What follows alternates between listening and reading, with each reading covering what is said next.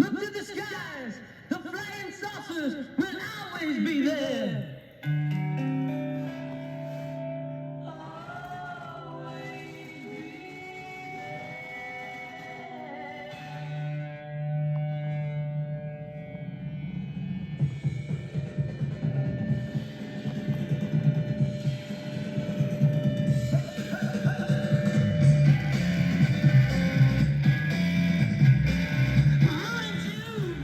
Hello and welcome to the latest in my boring films about rock and roll. I'm quite excited about this one.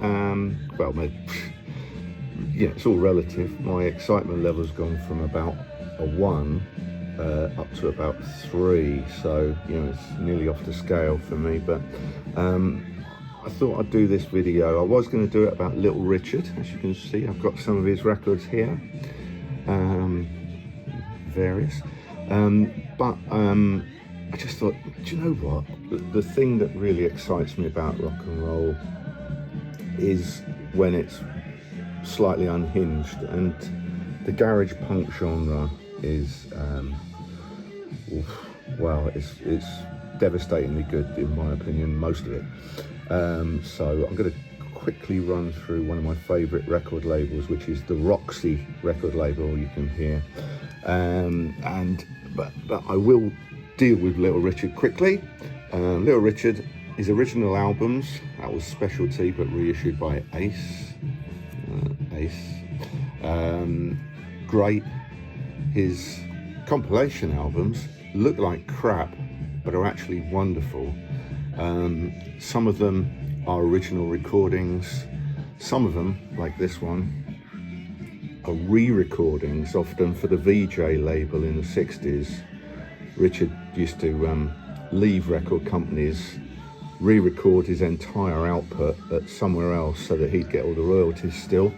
I don't blame him, frankly, but he also used to do them sort of a bit more, with a bit more excitement, a bit quicker, and pretty fantastic. There's a brilliant version of Lucille, which is like a soul thing, but it's so frantic, it's unbelievable. Anyway, so don't judge a record by its cover.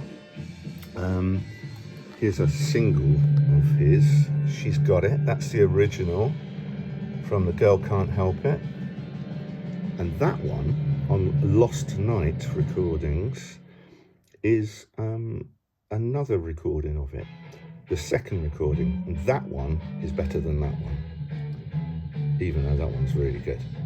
Anyway, I was going to do Del Shannon as well, but same thing applies. Most of his records look like crap, but when you get the original recordings, like all of this lot, fantastic. Anyway, that's dealt with them. Garage punk. Sorry, I'm just manoeuvring myself so I can look at the fabulous garage punk. I was unaware of garage punk, I think, apart from songs like Louie Louie and all those standards, until, I don't know, late 70s, early 80s or something.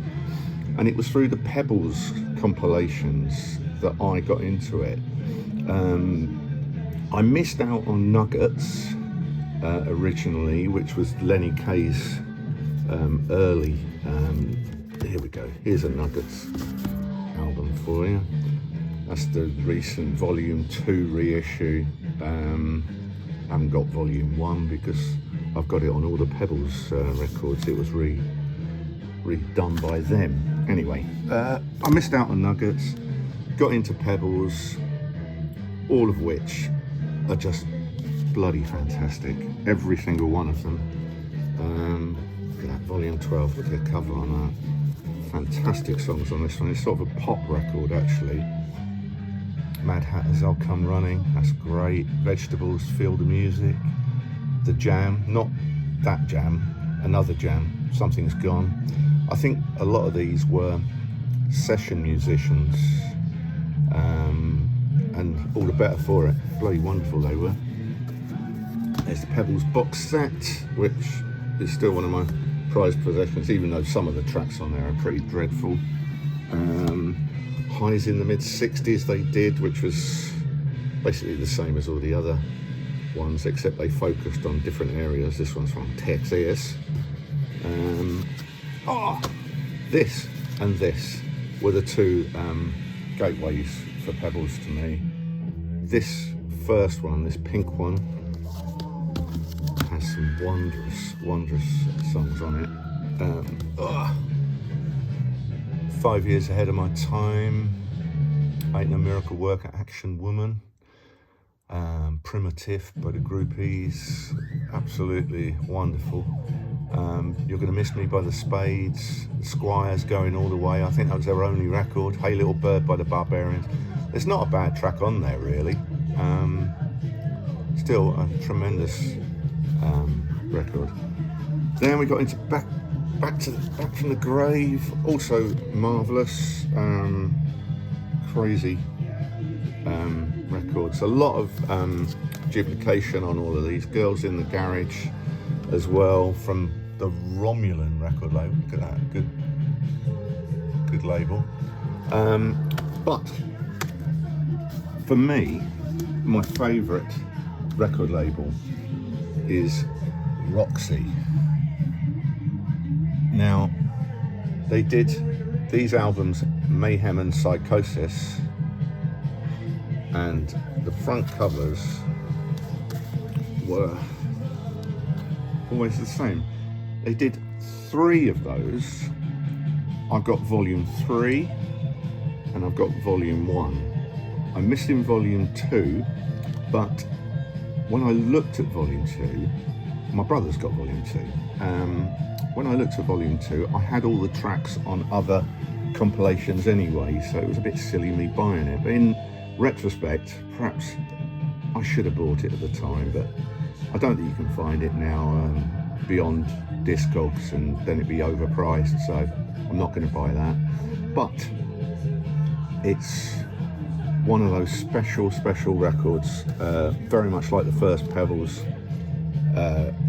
album. There's no bad tracks on here at all. That track that we just heard, The Holocaust, Savage Affection, my brother played that at the recent Slow Night to an enthralled audience of 5 or 6 people. Yeah, very exciting. But there's all sorts of stuff on there. A lot of Dirty Words, Why, that's a brilliant one. The Chob, We're Pretty Quick. Anyway, Boil the Kettle Mother by the Id as well. Not perhaps the best track on there, but a wonderful track anyway. But ROXY, yeah. So what else did they do?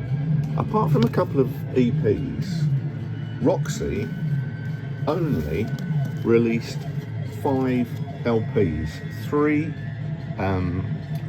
3 Mayhem and Psychosis, and then 2 girl group albums, Looking for Boys and Beyond the Wall of Sound, and they are tremendous as well. Very 60s pop girl group sounds, obviously, but there's some absolute wonders on there.